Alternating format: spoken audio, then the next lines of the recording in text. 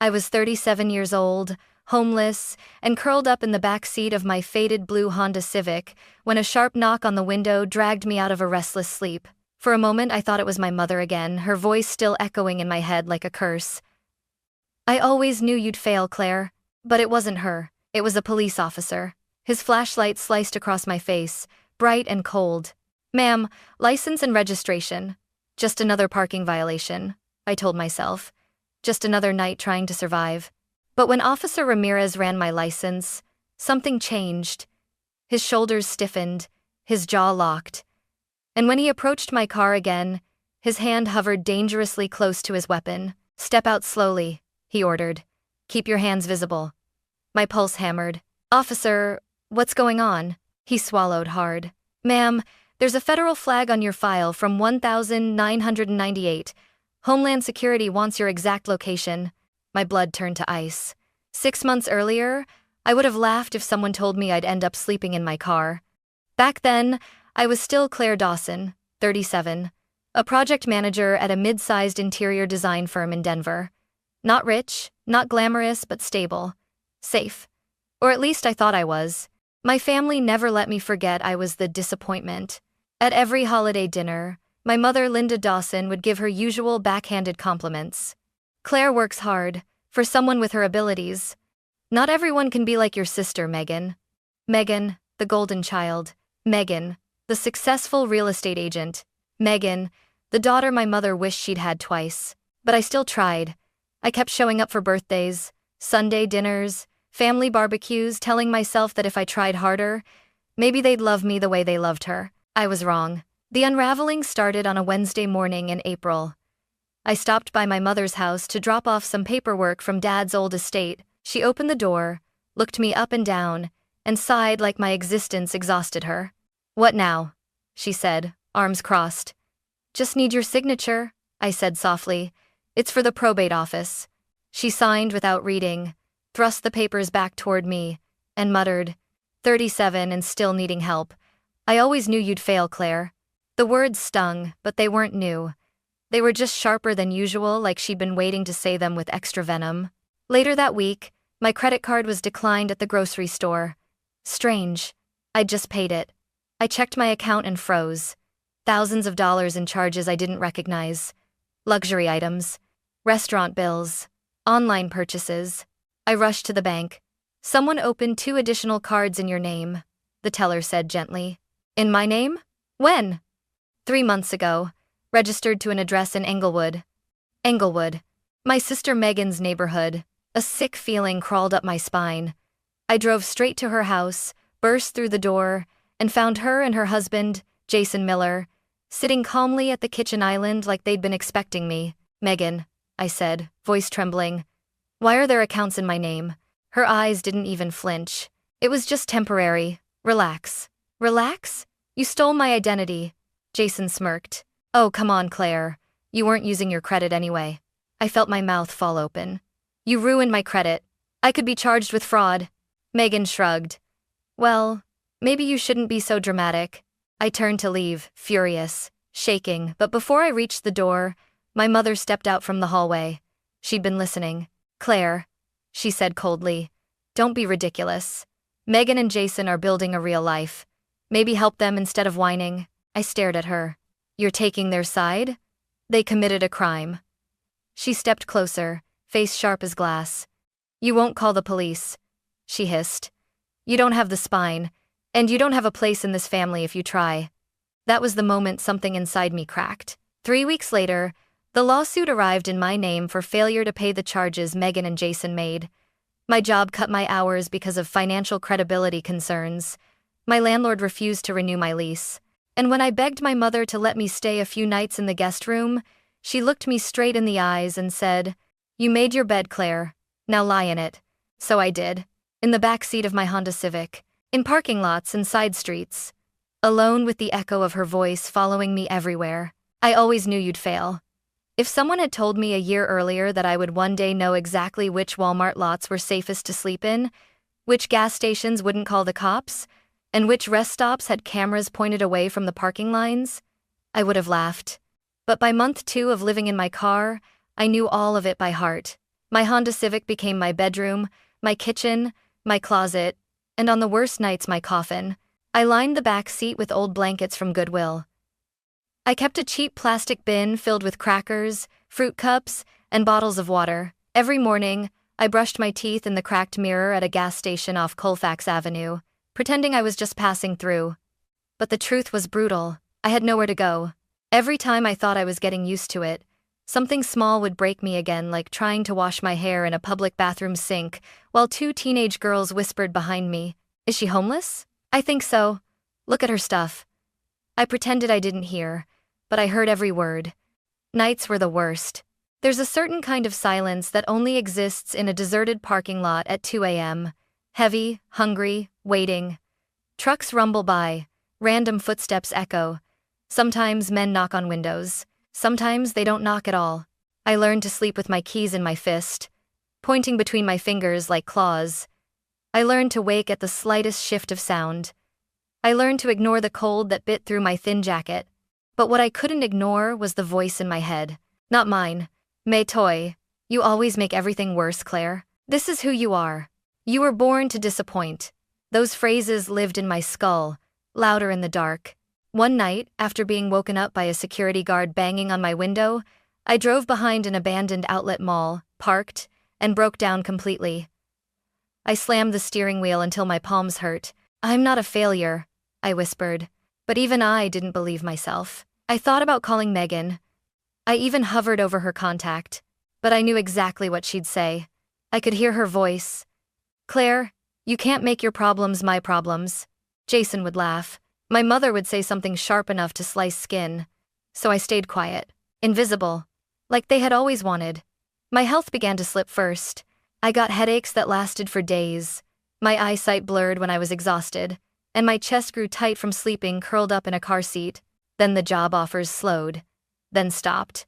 One afternoon, I was sitting in a McDonald's using the free Wi-Fi when a woman approached me, smiling politely. "Hi. Sorry, are you okay? You seem tired." I forced a smile. "Just working." Her voice softened. "You've been here since morning." I didn't know how to answer. I felt exposed, like my homelessness was printed on my forehead. That night I cried until my throat burned. I whispered into the darkness, "God, please, I just need one break, one sign, something." But the only answer I got was the buzzing street lamp outside flickering like it was about to die too. Then came the night everything changed. A Tuesday, or maybe Wednesday. I'd lost track. The cold seeped into my bones as I pulled my jacket over my chest and tried to fall asleep. I didn't notice the patrol car until the red-blue glow washed over the inside of my Civic. Then the knock came. Sharp, authoritative. The knock that would tear the lid off my entire past. The knock from Officer Ramirez. The knock wasn't loud, but it hit me like a gunshot. I jerked upright, my heart slamming against my ribs. For a second, I had no idea where I was.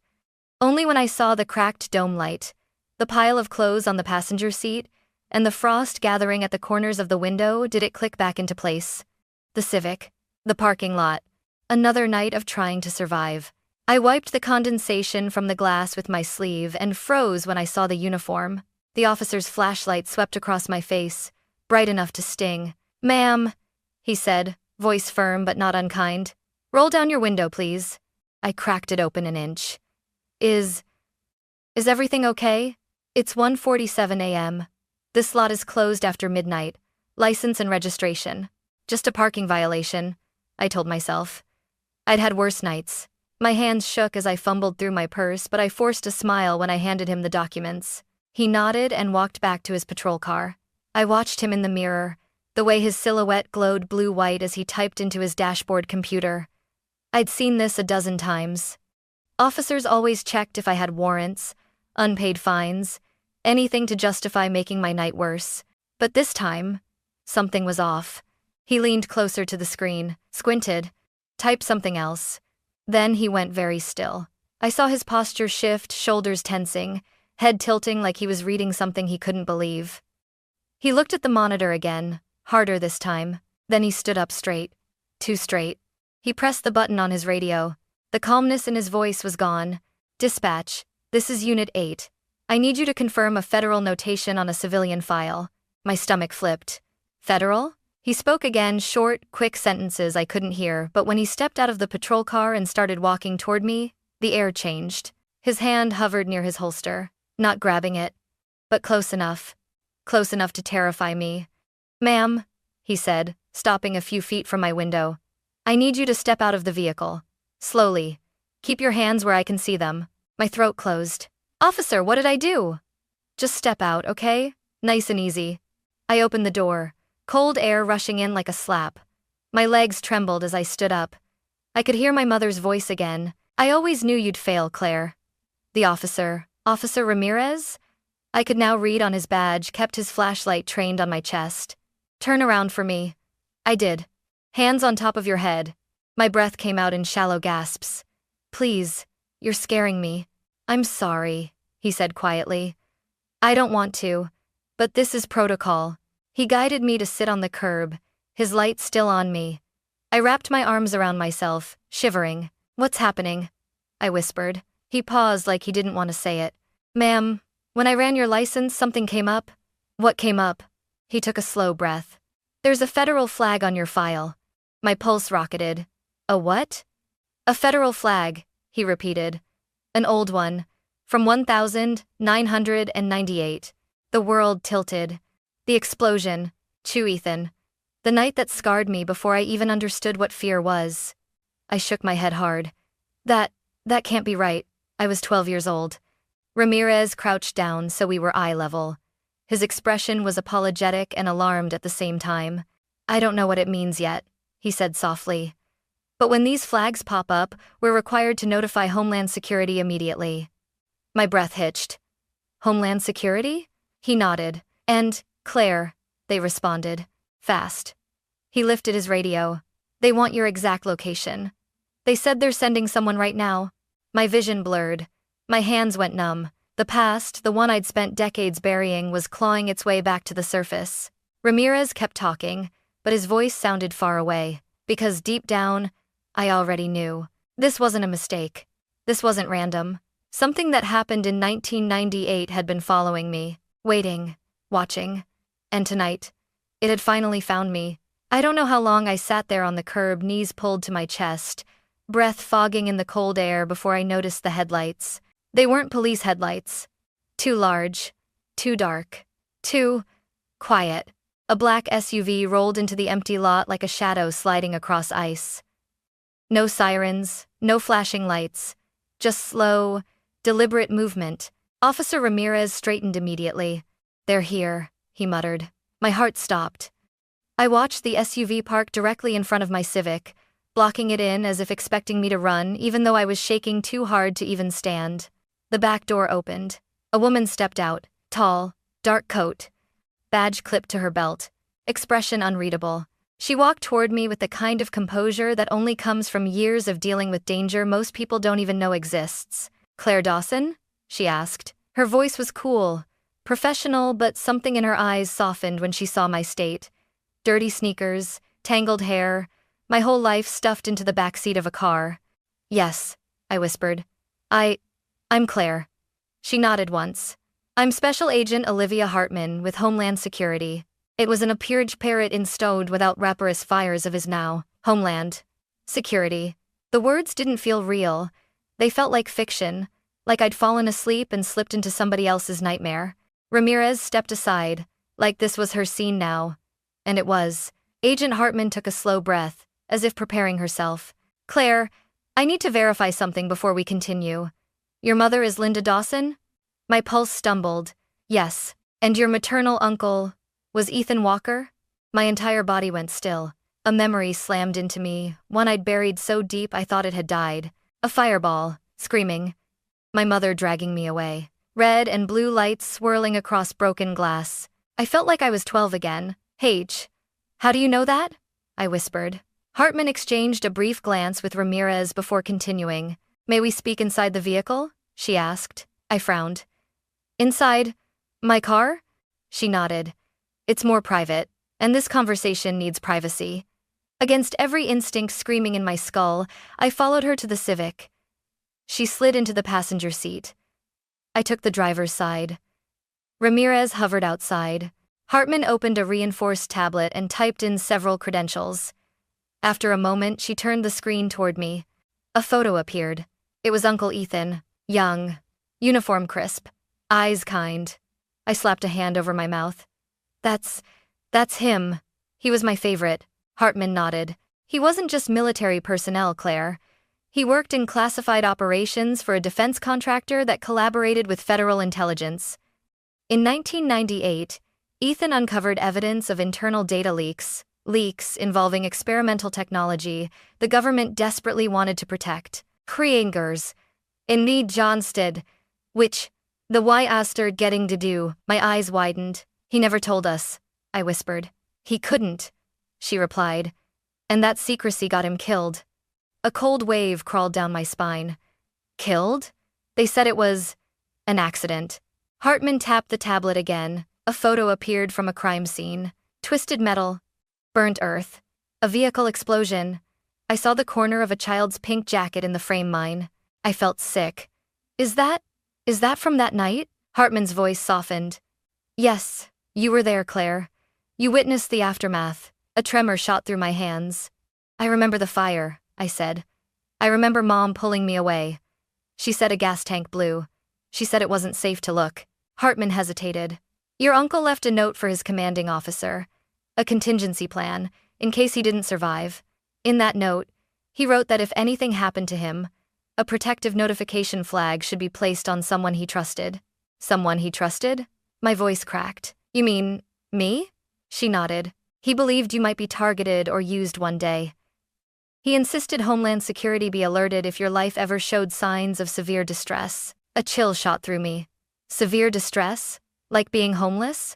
Like being financially sabotaged? Hartman corrected quietly. Like being isolated. Like losing your housing abruptly. Like someone systematically dismantling your stability. My breath caught. Someone systematically dismantling my life. Megan. Jason. Mom. Hartman slid another image onto the screen. A grainy photograph taken in 1998 outside a warehouse. A woman speaking to a man whose face was partially hidden. The woman was my mother. I recoiled. No, that's not. It's her, Claire. Hartman said gently. Linda Dawson had access to financial databases at the company where the leak originated. We believe she was manipulated, or paid, to move files. We also believe Ethan confronted her the night he died. My pulse thundered. My mother? She wouldn't. Hartman shook her head. We're not accusing her of murder. But Claire, there are patterns, risks, motives. I felt the air leave my lungs. My mom ruined my credit, I whispered. She defended my sister and Jason when they committed identity fraud. She kicked me out. She didn't want me near the family anymore. Hartman's voice dropped. We think she feared you might uncover something from the past. Something she's been trying to bury for decades. I stared at the tablet, at the photo of my mother with that stranger. Why tell me this now? Because the flag your uncle placed on you was triggered, Hartman said. Something in your life matched the risk parameters. My voice cracked. Being homeless? Being betrayed? No, she said softly. Being targeted. The words hit so hard my vision blurred. You are not here by accident, Claire. You were pushed here. And as her words sank in, I realized everything, every betrayal, every financial blow, every cruel dismissal, wasn't just cruelty. It was a cover-up. A cover-up for what happened in 1998. And for the first time in my life, I understood why my mother always looked afraid when someone mentioned Uncle Ethan's name. Agent Hartman drove us to the Boulder field office just before dawn.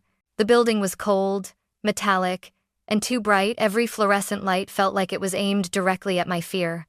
They gave me a cup of tea. My hands shook too badly to hold it. Claire, Hartman said, sitting across from me. I'm going to show you something that may be difficult. But I need you to understand why your uncle flagged you.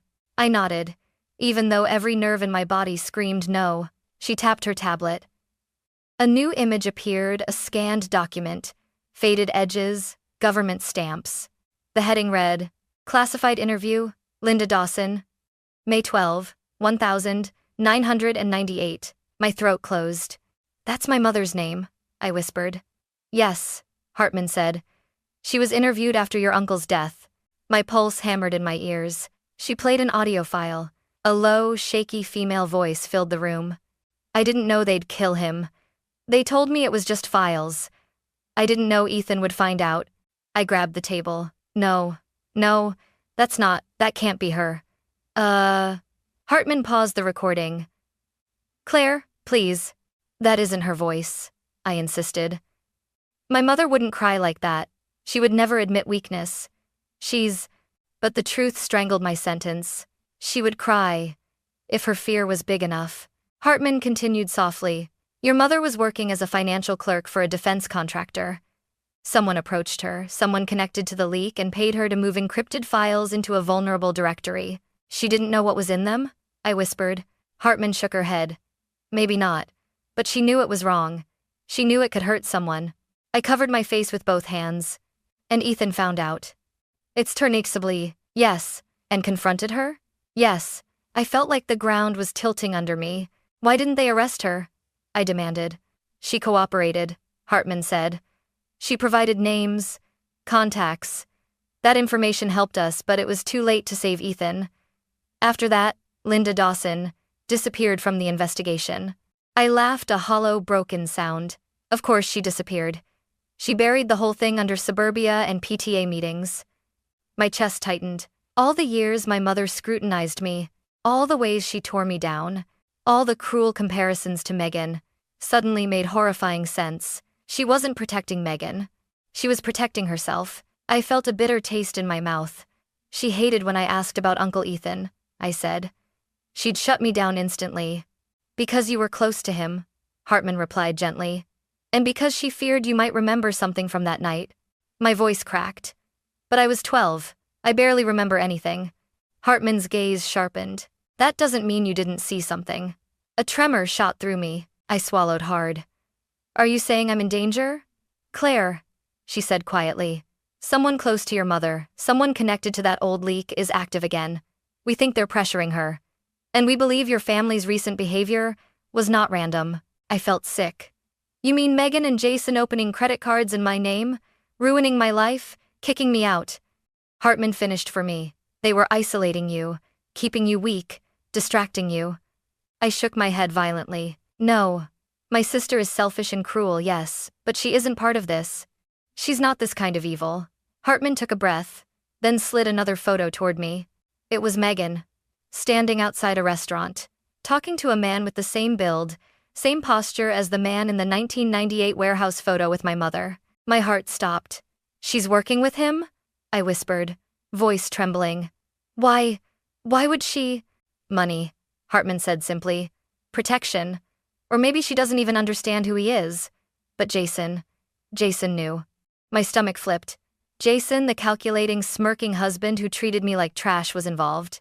I felt a scream rising in my throat. I want to confront them, I snapped. Right now. Hartman raised a hand. No, not yet. They're volatile. And your mother? She's terrified. She's been living under pressure for 25 years. If you confront her alone, she may panic or lash out. I don't care, I cried. I need answers. Hartman's voice dropped, firm but gentle. Claire, your mother didn't just betray your uncle. She betrayed you. This will hurt more than you imagine. We need to do this safely with officers present. I stared at her. Tears blurred my vision.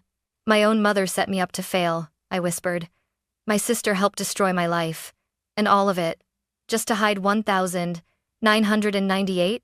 Hartman placed a steady hand on my arm. You were never the failure, Claire. You were the threat. Her words hit me like a punch to the chest. I wasn't weak. I wasn't unwanted. I wasn't the family embarrassment. I was the one person who could ruin everything they'd spent 25 years protecting. I wiped my face. Fine, I said, voice icy. Take me to them. Let's hear the truth from their mouths. Agent Hartman didn't drive fast, but every mile felt like a countdown. My pulse throbbed in my throat, the entire ride. By the time we turned onto my mother's street, a quiet row of trimmed lawns and perfect porches, I felt lightheaded. This is it? Hartman asked. I nodded stiffly. Yeah, the beige one. She always wanted it to look like a magazine cover. Officers will enter with us, Hartman said. We don't know how your family will react. I almost laughed. I do. Two DHS field officers stepped out of the second SUV behind us. Ramirez had followed too, his expression tight with concern. I didn't know why he cared, but I was grateful someone did. We walked up the steps. Hartman knocked. A moment. Then the door cracked open, and my mother's face appeared in the gap. Linda Dawson looked the same as always. Perfectly styled hair. Lipstick neatly applied. Eyes sharp as razors. But when she saw the badge on Hartman's belt, the color drained from her skin like water spilling off paint. "No," she whispered. "No, not here. Mrs. Dawson," Hartman said calmly. "We need to speak with you." My mother's gaze snapped to me. "Claire," she hissed. "What have you done?" That was it. That was the spark. All the years of bitterness, humiliation, and emotional cutting finally ignited inside me. "What have I done?" I stepped forward. "Mom, you stole my identity, kicked me out of Dad's house, let Megan and Jason ruin my life, and you're asking what I've done?" Her lips flattened. "You don't speak to me that way." "Oh, I'm just getting started," I said. Hartman nodded to the officers, who stepped inside and secured the entry. "Where's Megan?" Hartman asked. "Not home," my mother lied instantly. Heavy footsteps echoed upstairs. "Megan!" I shouted. Silence, then a door slammed. I could feel something snap inside me. "You're hiding her? Seriously? After everything she's done?" My mother's voice turned shrill. "This is all your fault, Claire. You always bring trouble. Ever since. Ever since 1998? I cut in. She froze. Her eyes locked on mine. For the first time in my entire life, I saw fear real, naked fear ripple through her expression. "Don't," she whispered. "Don't you dare bring that up." But I had waited 25 years for this. "What happened to Uncle Ethan?" I demanded. "What did you do?" Her breath shuddered.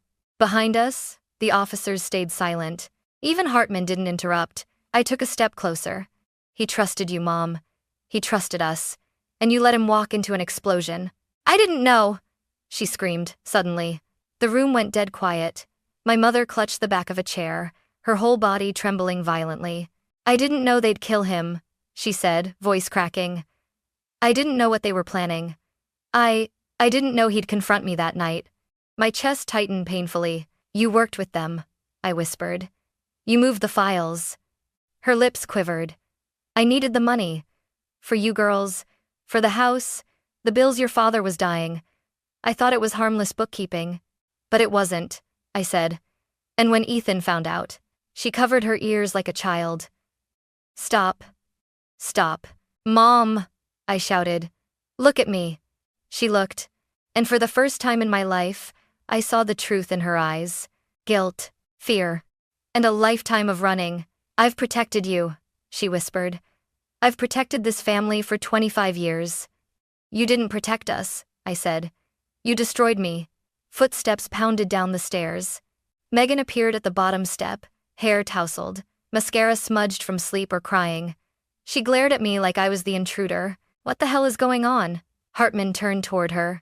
"Megan Dawson, we need to ask you about financial documents connected to..." Megan threw up her hands. "Oh my God, Claire, really? You brought the feds to Mom's house?" "Megan," I said quietly. "Tell the truth," she scoffed. "For what? You're the one who can't handle life. You always make everything dramatic." Jason appeared behind her, sleepy but stone-faced. When he saw the officers, he stiffened. "Jason Miller?" Hartman asked. "We have questions for you regarding contact with..." He cut her off. "That's enough. We want lawyers." I stepped toward them. "Megan, did you use my name to open credit lines because someone told you to? Or because you wanted to ruin my life?" She flinched, not physically, but in her eyes. Jason's jaw clenched. "Don't answer that." But Megan's voice cracked. "They said it would help us," she whispered. "They said you didn't matter." "My God," I breathed. "Mom told you that?" Silence. My mother's face was twisted, guilt and rage battling inside her. Megan continued, voice trembling now. "They said if you stayed out of the family's business, everything would be fine." "The family's business?" I spat. "Covering up a federal crime? Protecting the man who approached Mom in 1998? The same man you're meeting now?" Megan's head snapped up. "You don't know anything." "We know," Hartman said sharply. She tapped her tablet. A photo projected onto the wall. Megan, standing beside the same man from the 1998 photo with my mother. My sister's face turned chalk white. Jason whispered, "Megan, what did you do?" Megan shook her head rapidly. "I didn't know who he was. He said he could help us get rid of Claire's debts, fix things, protect Mom." "Protect Mom from what?" I yelled. "From me? From the truth?" My mother burst into tears. "I was trying to save us," she sobbed. "If the truth came out, we'd lose everything. I couldn't let that happen. I couldn't let you." "Let me what?" I cried. She lifted her face. "Let me see the truth? Let me speak? Let me exist?" Her lips parted. "Let you remember." The room spun. "Remember? Remember what?" And then it hit me, hard, like a door of memory slamming open all at once. I did remember something. Something from 1998. Something my mother never wanted me to speak out loud. I staggered back, but the memory wasn't clear yet. Only one thing was. My family didn't betray me because I was weak. They betrayed me because they were terrified of what I might remember. Everything after my mother's confession blurred into motion, officers speaking into radios, Hartman issuing rapid commands, Megan sobbing into her hands while Jason paced like a trapped animal. But inside my skull, a single word kept echoing. Remember. Remember what? Hartman placed a gentle but firm hand on my shoulder. "Claire, we need to go. Now." "Where?" I whispered. "To the warehouse," she said. "The one from 1998. It's not was never day." My lungs tightened. "The one that exploded?" She nodded. "We believe your uncle hid something there before he confronted your mother. And we believe the man who's been pressuring your family has been looking for it ever since." My legs went numb. "Claire," Hartman said softly. "You may have seen something that night, something we need." I didn't want to remember. I'd buried that night so deeply that even my dreams couldn't reach it. But a small, trembling part of me knew the truth. Some memories don't die. They wait. The building looked smaller than I remembered. Maybe because the last time I saw it, it was on fire. 27 years ago, I stood in this exact spot, my pink jacket sleeve melted from the heat while Uncle Ethan's car burned like a sun collapsing. I shivered as Hartman led me inside the taped-off ruin. Officers scanned the area, flashlights cutting through dust and darkness. "Claire," Hartman said, handing me a flashlight. "Walk me through the night. Anything you recall, no matter how small." I swallowed hard. My mouth felt dry as ash. "I remember Mom yelling," I whispered, "telling me to get back in the car." "What else?" "I remember a man," I said, eyes narrowing as images flickered in my mind like broken film. "Tall, gray jacket." He was shouting at Uncle Ethan. "Something about leaking files." "What did Ethan say?" Hartman asked tightly. I closed my eyes. Voices rose inside my head, distorted, static-filled. Then, suddenly, one sentence cut through. "I already told the feds. It's over." My eyes snapped open. "I remember," I whispered. He said, "I already told the feds. It's over." The man grabbed him. They struggled. Then there was a flash. Not from the explosion. No. Something else. I walked toward a half-collapsed shelving unit drawn by instinct more than memory. I pushed aside a charred metal panel, and there it was. A hidden steel case, rusted but intact. Hartman exhaled sharply. Good God. 2 gloves, a set of old ID cards, a data drive, and 3 small black notebooks wrapped in plastic. Hartman opened one notebook and her jaw tightened. "Claire," she said slowly, "these are detailed logs. Names, amounts, dates of payments, transactions tied to the same defense breach your uncle was investigating." She flipped a page. "And some are from after 1998. "CD," I froze. "Meaning what?" "Meaning someone continued the operation," she said. "Possibly the same man we saw in the recent photos. Possibly someone close to your family." My stomach dropped. Jason. The thought hit like a punch. He married Megan only a year after Dad died, just when Mom became vulnerable again. He was always lurking near financial documents, offering help with tax returns. Hartman grabbed her radio.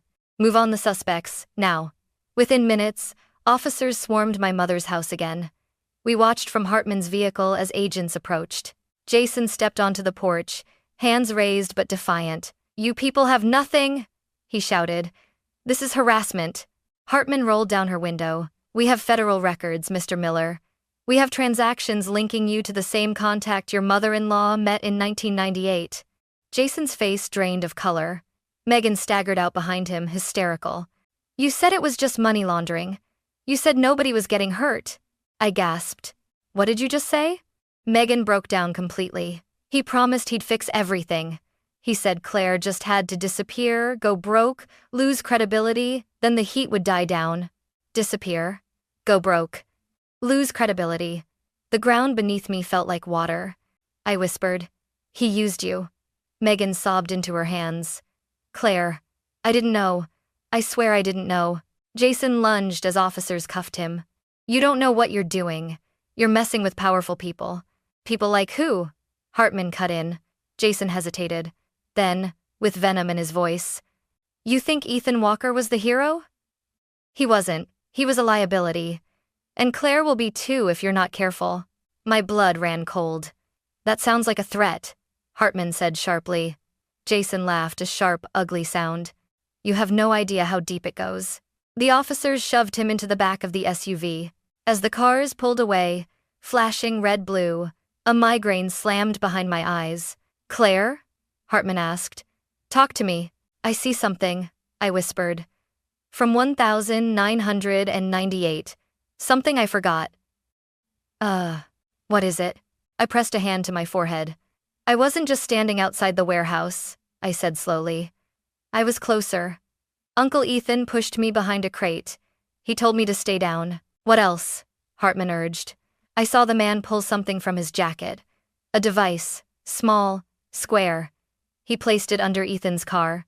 Hartman inhaled sharply. An explosive trigger, yes. And then... I choked out. The man looked directly at me. Straight at me. He saw me. I speeding of the pus of his expressions. Do you recognize him now? My voice trembled. He's older, but yes. I saw his picture in Mom's folder. Hartman's entire expression shifted. Claire, your testimony just broke a 27-year federal cold case. I staggered back against the hood of the car, breath shaking. Everything I lost, I whispered. My home, my job, my family, all of it. Hartman nodded. It was never because you were weak, Claire.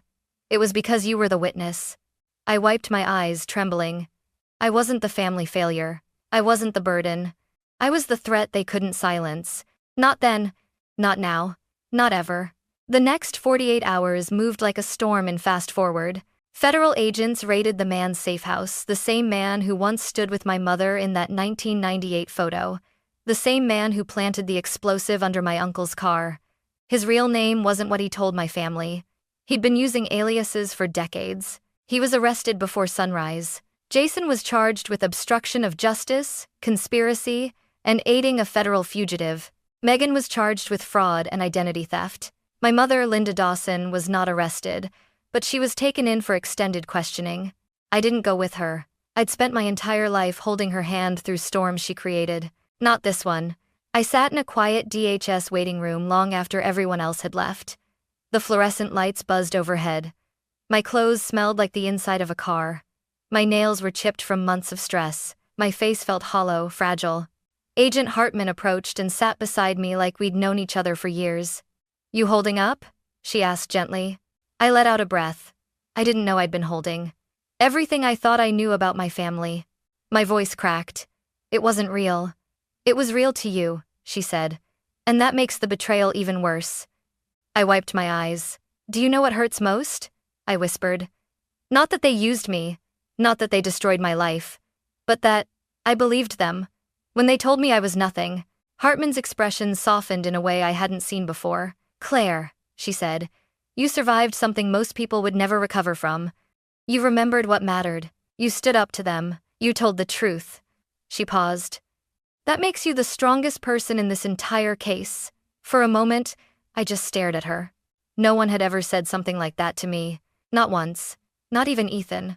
And suddenly, the first breath of freedom in years filled my chest. Later that afternoon, Hartman slid a folder across the table. You're entitled to federal victim restitution, she explained. and whistleblower compensation for the information your uncle hid, and your testimony that closed the case. I blinked. What does that mean? It means, she said with a small smile, you're no longer homeless.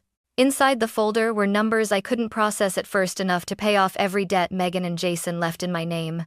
Enough for a small home, enough to start again. Claire, she said, you were never meant to live out of a car. Your uncle made sure of that. Tears flooded my eyes. Thank you, I whispered, for everything. You thank me by rebuilding your life, she replied, and living it the way Ethan would have wanted. I have to do Sal's Ninkrups. It is not made bust Harmon. A week later, DHS arranged a final supervised meeting with my mother. She looked older, smaller. Her hands trembled in her lap. Claire, she said softly, I know you hate me. I swallowed hard. I don't hate you. Her eyes filled. Then why won't you come home? Home? I said, almost laughing. Mom, I never had a home with you. She flinched. I loved you, she whispered. You feared me, I corrected. You feared what I might remember. You feared what would happen if the truth got out. Her lips trembled. I was trying to protect myself. I know, I said quietly. But you didn't have to destroy me to do it. A single tear slid down her cheek. What happens now? She asked. I took a breath. You get help. You tell the truth. You take responsibility. And us? She asked. Are we still? I shook my head slowly. I'm letting go, I said. But I'm not going back. Her shoulders sagged. She nodded. I walked away without turning back. For the first time in my life, she didn't call after me. 3 weeks later, I stood inside a small, sunlit apartment on the edge of Denver, my apartment. My own 4 walls. My own key. No more sleeping in a car. No more hiding in parking lots. No more begging for love that hurt me. I placed a photo of Uncle Ethan on my kitchen counter, the same one Hartman gave me from the recovered case. Thank you, I whispered. I lit a candle beside it, the flame flickering warmly. With restitution money, I reopened my freelance design business, this time as a legal LLC, with my own equipment, my own clients. No one controlling my bank accounts but me. I volunteered with a homeless resource center twice a week. I knew exactly how it felt to be invisible. I met Officer Ramirez for coffee one morning. He grinned when he saw me in clean clothes, hair brushed, standing tall. Big improvement from that night, huh? He joked. I laughed, a real, full laugh. You have no idea. You know, he said after a moment, something told me to run your license. I almost didn't. Intuition? I asked. He shook his head. Fate. I smiled. Maybe he was right. The day Megan was sentenced, I didn't go. The day Jason was extradited for federal charges, I didn't watch. I didn't need revenge. The truth had already done what it was meant to do. What I needed was peace. And I finally had it. One evening, as the sun dipped behind the mountains, painting the sky in hues of gold and blue, I stood on my balcony and breathed in the cold Colorado air. For the first time in years, it didn't hurt. I wasn't the family failure. I wasn't the burden.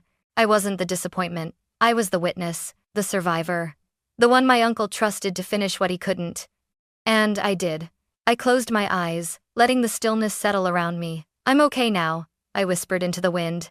I'm finally okay. And for the first time in my life, I believed it.